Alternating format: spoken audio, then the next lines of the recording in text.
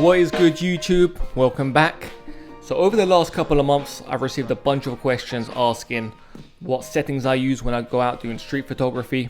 So in this episode, I thought I'll go through all my settings and show you guys how I set up my Fujifilm X Pro 2, which is here, and how I set it up for when I go out doing street photography. Now, before we get into the rest of this episode, a couple of updates. First one being, my first solo photography book will be out later on this year. So I've been working on this book for the past 12 to 18 months, and the photos in it will be from my trips to Japan. So I'll have a link down below where you guys can pre-order that book if you are interested. And yeah, it's something I've been working on for a long time, so I'm just eager to see what people think about it. And secondly, my presets on my website are currently on sale. So if you are interested in picking up my cinematic presets, again, the links will be down below in the description, so you guys can check those out. But let's get back to today's episode and talk about my camera settings for when I go out doing street photography. Now, my main approach when I set up my cameras is to make them as easy to use as possible. So I'm probably not the most technical photographer out there, and I don't go around worrying about what my shutter speed is and what my ISO is all the time. I actually let my camera do quite a lot of the work while I'm out taking photos. And my main thought process behind this is I want to be 100% focused on my surrounding areas and what's going on the street, and not worrying about setting the exact right shutter speed or the exact right ISO. So in this episode, I'm focusing on my Fujifilm X Pro 2, but the same pretty much goes for any Fujifilm camera and even for cameras from other manufacturers. But let's get started and talk about the top dials and the buttons and switches at the front of the camera. So the first thing to note is, as I said earlier, I keep my shutter speed and my ISO on auto. And what I do is I set auto ISO settings, which I'm going to get into in a bit.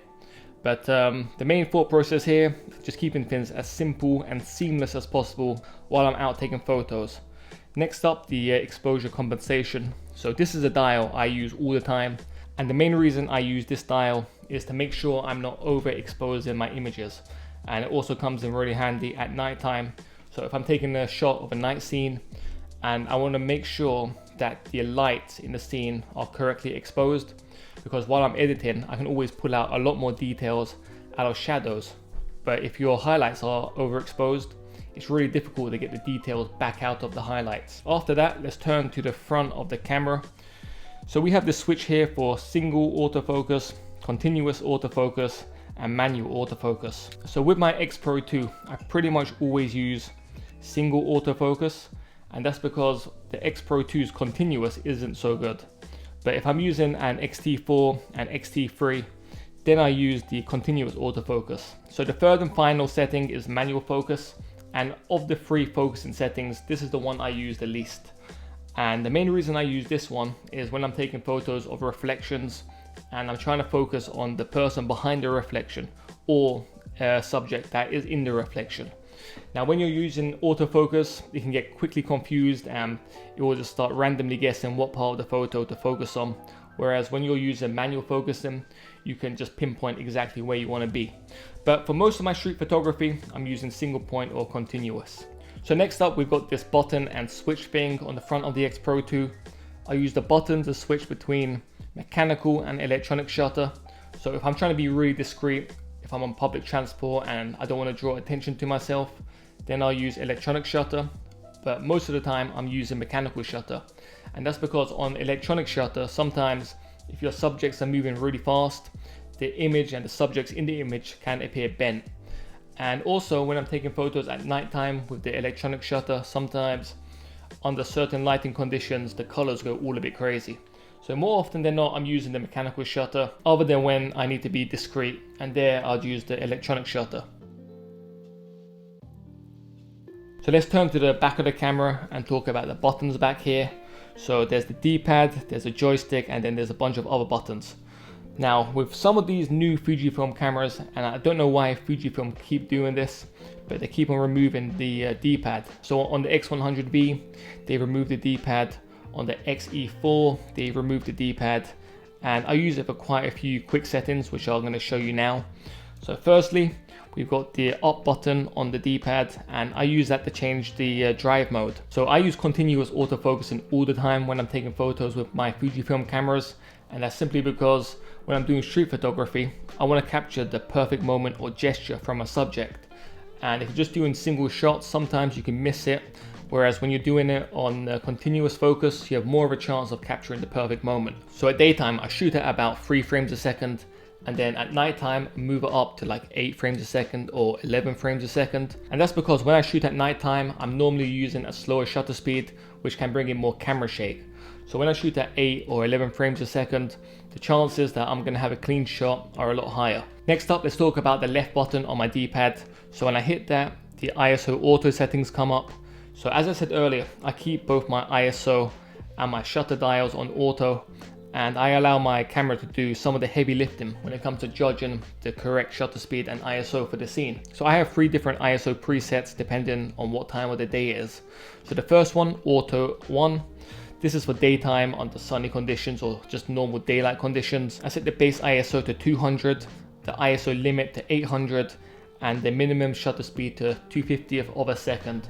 Next up is Auto ISO 2, and I use this when I'm heading into the evening.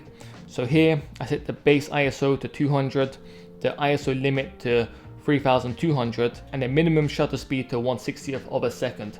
Finally, we have Auto 3, and this preset I use at nighttime. So the minimum ISO is 200, the limit is 3200, and the minimum shutter speed is 1/60th of a second. So when I'm taking photos on my X Pro 2 and on my X-T3, I tend to keep the ISO always below 3200. And for me, it's just easier to edit files when the ISO is around there or lower. You can take photos on these Fujifilm cameras at 6400 pretty comfortably, but I just like to keep my photos in that safe zone, and I only really go to 6400 if it's really dark and I can't get enough light into my lens otherwise. So next up, there's the down button on the D-pad, and at the moment I've set this to film simulation, but it's a button I rarely use, and to be honest, I may change it in the future. The right button is to change the autofocusing mode. So when I'm doing street photography, I'm pretty much always using zone focusing, and I use the joystick to move around the box. Now the size of the box is around a third of the screen. Another thing I should note is when I'm using the X-T3 or the X-T4 or the X100V, I always turn off the touchscreen. I really don't like how these touchscreens work on the Fujifilm cameras, and in my case I just end up mistakenly tapping it while I'm out taking photos, and I end up just changing focusing points when I don't want to. So any touchscreen stuff I always turn off. But back to the autofocusing modes, if there's a single point I want to focus in or like a small subject, then I switch over to single point and I make the box really small for this one. So if you press the joystick in, you can change the size of the spot. So I keep it at the smallest possible. So when I do switch over to a single point mode, I can be really precise on where I want to focus. So next up, there's the photometry settings. So I use 2 settings here, the spot and the multi. So the multi I use 90% of the time for all of my photography. And I use spot when it's a high contrast scene. So for example, it'll be midday and half the scene will be a shadow, the other part will be really bright. So if I only want to focus and expose for the shadow, I'll use spot and make sure that I'm only exposing for the bright side of the image. Alright, so that's the buttons I use at the back of my camera.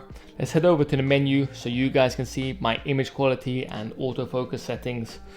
So first up, we've got image size, and I keep that on the maximum size possible. Next, we've got image quality, and I shoot both on RAW and JPEG.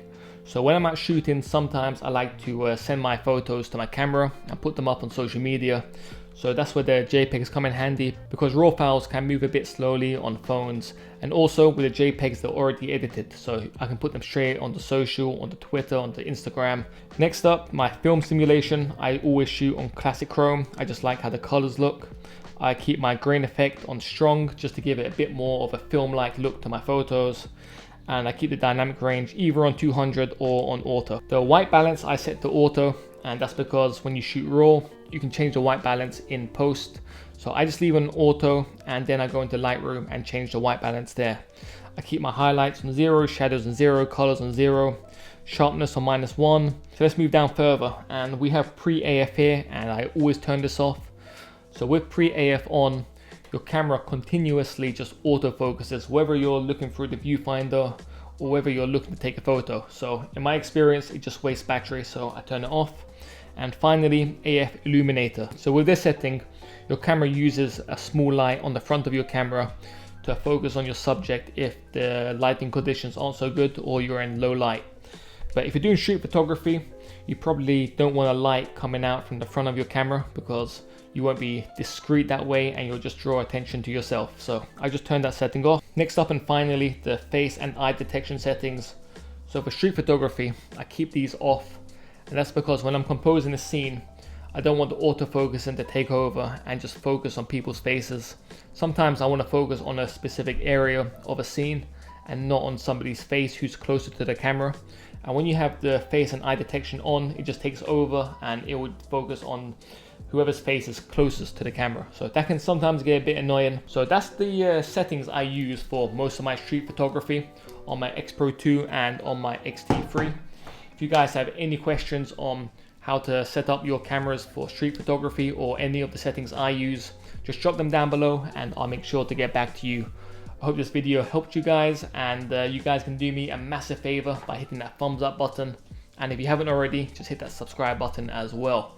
So a massive thanks for watching this. Hope you guys all keep safe, and I'll catch you guys in the next one.